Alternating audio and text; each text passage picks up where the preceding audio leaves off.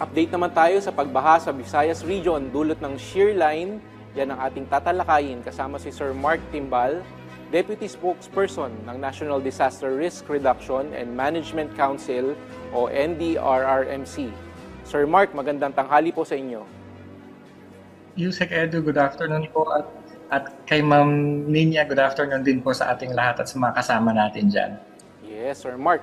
Sir Mark, mangangamusta lang po kami ng sitwasyon ngayon dito sa mga Eastern Visayas at mga ibang lugar na apektado nitong patuloy na pag-ulan at tulot nga ng shear line. Sa inyong tala po ba, ilan po yung apektadong individual at may mga naliilikas na po ba tayo?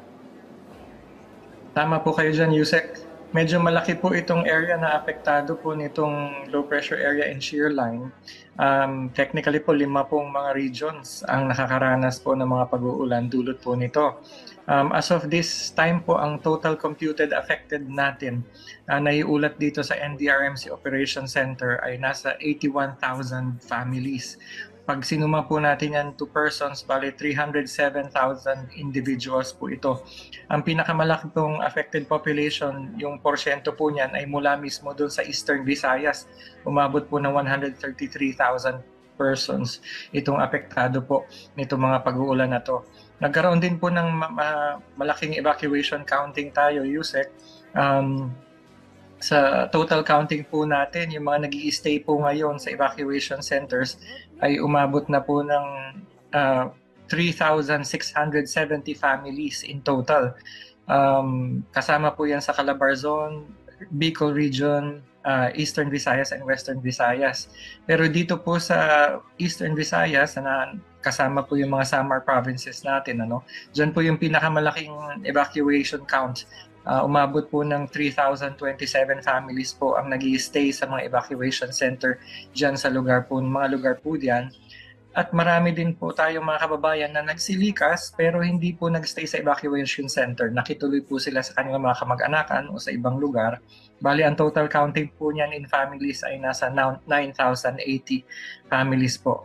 Nakaranas po ng pagbaha ang 149 areas, USEC, dyan sa Calabarzon, Bicol Region, Region 6, Western Visayas and Region 8, Eastern Visayas. 132 po dyan, binabaha pa rin po hanggang sa ngayon. Tapos may landslides din po tayong naitala, 17 rain-induced landslides dun sa mga areas na yan, din po na nabanggit. Sir. Okay, Sir, si Ninya Corpus po ito. Sunod po naming tanong kung meron po ba kayong naitalang nasawi o nawawala sa mga oras na ito? So far, ma'am, sa official na pag-uulat po dito at NDRMC Operations Center, wala pa po tayong nabalitaan o natanggap na nasawi.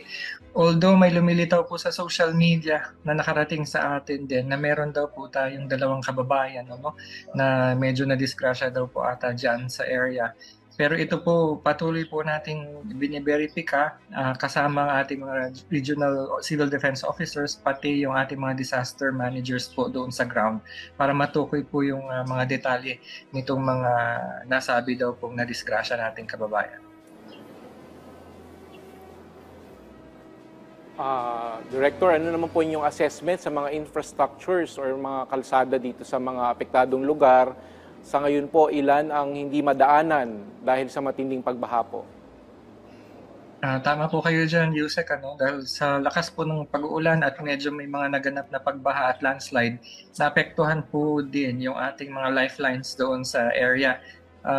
Dyan po sa may Region 8 at saka sa Caraga, nagkaroon po ng power interruptions. 21 areas po nagkaroon ng power interruption at 18 po dyan. Ngayon naman ay nakabalik na po ang serbisyo ng kuryente.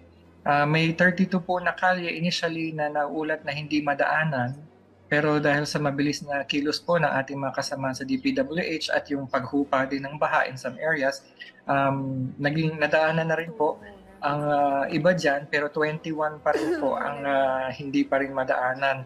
Nagkaroon po ng interruption sa komunikasyon dyan sa Region 8, isang area po dyan. Pero on the scene na po ang ating mga kasamahang telco para maremedyohan po itong sitwasyon na ito. Nagkaroon din po ng pag-uulat na 3 tulay ang initially hindi madaanan. Pero sa ngayon po, meron na tayong, mukhang nabuksan na yung isa, 2 na lang po ang nananatiling hindi pa passable.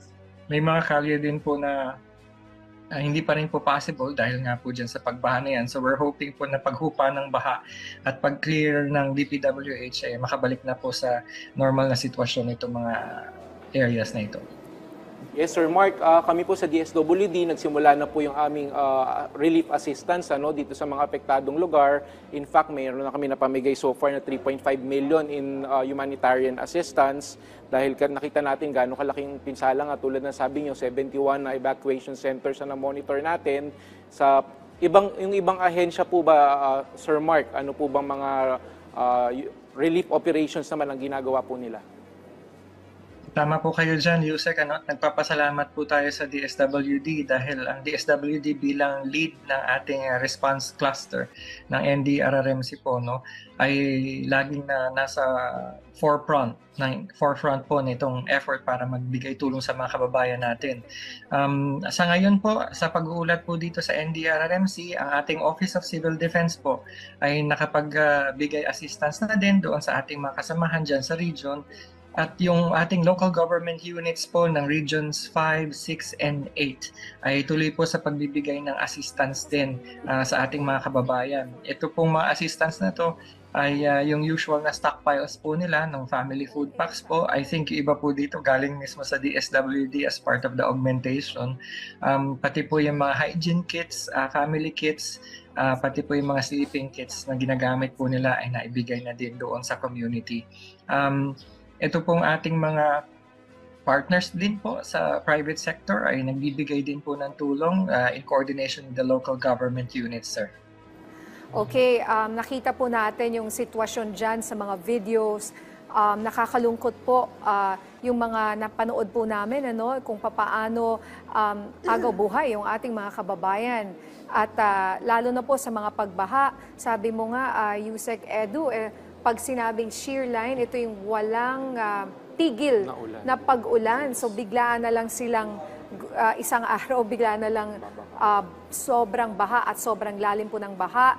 And yung update lang, Yusek Edu, you said that there are 48,000 affected individuals. How do you compare this rin to the other tragedy that happened, the earthquake? Scales wise, partner niya medyo mas malaki mas maraming affected dito sa pagbabaha sa tulad nga na sinabi ni Sir Mark, 5 rehiyon ang apektado dito at dito makakita tayo ng maraming 71 evacuation centers as compared dun sa may mga apektado ng lindol, wala po tayong evacuation center doon.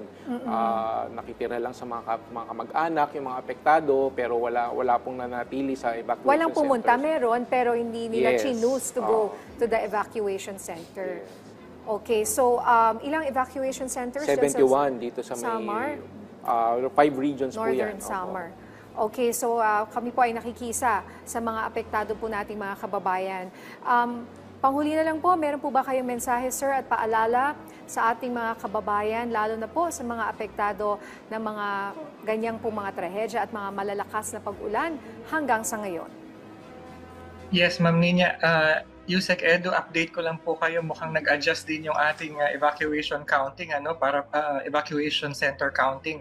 Ngayon po, in a total for these 5 regions, 104 na po na evacuation centers ang ginagamit ng ating mga kababayan. At bilang pong mensahe, Ma'am Nina, Yusek Edu, gusto ko po sanang paalala sa mga kababayan po natin dyan sa mga areas na inuulan po ngayon, na kahit wala po tayong bagyo, at nakakaranas po tayo ng pagbaha, kailangan pa rin po natin na tumalima sa ating mga local government units, mga lokal na pamunuan, kapag sila po ay nagbigay abiso sa atin ng pag-evacuate. Ang ating pong pagsunod sa kanila ang siyang makakasiguro po na makakatanggap tayo ng tulong at yung karampatang assistance mula sa ating mga pamunuan dyan po sa lugar na yan. Ang ating pong gustong mangyari, alinsunod po sa pag-uutos ng ating Pangulong Bongbong Marcos, ay yung agaran at akmang tulong ang matanggap ng ating mga kababayan at masigurado din na mailayo po sila sa kapahamakan. Ang kanila pong pakikipagtulungan at pagsunod sa mga abiso ng local government units nila ay makakatulong po para masigurado ang kanilang kaligtasan. Maraming salamat po.